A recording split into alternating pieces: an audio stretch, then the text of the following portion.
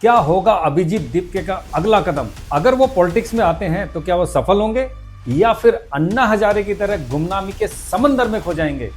आइए देखते हैं उनके बर्थ चार्ट से। और ये है अभिजीत दीपके।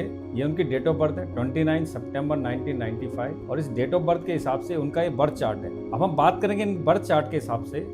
जो सबसे पहले हम देख रहे हैं कि इनके बर्थ चार्ट में 4 बार 9 है। इसकी वजह से क्या होता है कि ये बहुत इगोइस्टिक पर्सन है। ये हर चीज को अपनी ईगो पे लेते हैं और उसकी वजह से कई बार इनको फायदा भी होता है, कई बार नुकसान भी होता है। मेरा ये मानना है कि ईगो होने से नुकसान ज्यादा होता है। दूसरा, ये डिसिप्लिन नहीं है। अगर ये डिसिप्लिन होते हैं तो कहीं ज्यादा सक्सेसफुल ये बन सकते हैं। ये बहुत सेंसिटिव पर्सन है, लेकिन पॉलिटिक्स में सेंसिटिव होना एक नेगेटिव बात हो जाती है, क्योंकि पॉलिटिक्स में अगर आप सेंसिटिव हैं तो आप वो प्रोग्रेस आप नहीं हासिल कर पाएंगे जिसके कि आप हकदार हैं। इसलिए आपको सेंसिटिविटी पे अपने काम करना पड़ेगा, उसको कहीं ना कहीं आपको मिनिमाइज करना पड़ेगा।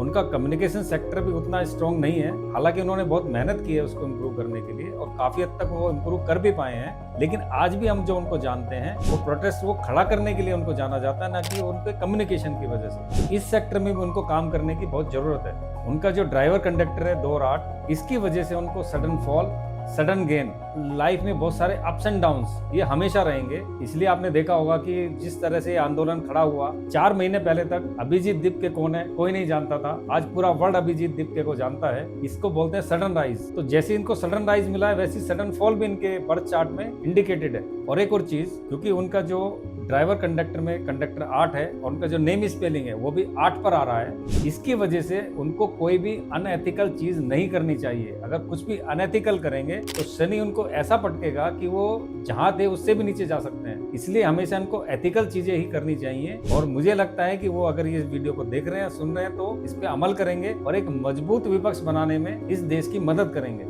जैसा कि मैंने कहा कि उनका सडन राइज और सडन फॉल उसके बर्थ चार्ट से इंडिकेट होता है, लेकिन उसका सोल्यूशन है। अगर वो अपना सडन फॉल रोकना चाहते हैं तो सबसे पहले उनको कोई भी अनएथिकल प्रैक्टिस नहीं करनी चाहिए। दूसरा, अपने ईगो को शांत करना चाहिए। तीसरा, सेंसिटिविटी पे काम करना चाहिए। चौथा, कम्युनिकेशन स्किल बेटर करना चाहिए। और पांचवा, अपना डिसिप्लिन अगर वो बनाते हैं, वो डिसिप्लिन होते हैं, तो कहीं ना कहीं हद तक उसको सडन फॉल को वो रोक सकते हैं। आज हमारे देश को एक मजबूत विपक्ष की बहुत सख्त जरूरत है और अभिजीत दीपके ने जो एक उम्मीद, एक आशा हमारे देश के लोगों में, एक यंग जनरेशन में जगाई है, अगर वो चाहते हैं कि वो एक अच्छा विपक्ष बनकर आए और बाद में सत्ता में भी आए, तो उसके लिए वो जो अब तक मैंने उनको सुझाव दिए हैं, अगर वो उसको अपनाते हैं तो बहुत हद तक सफल हो सकते हैं।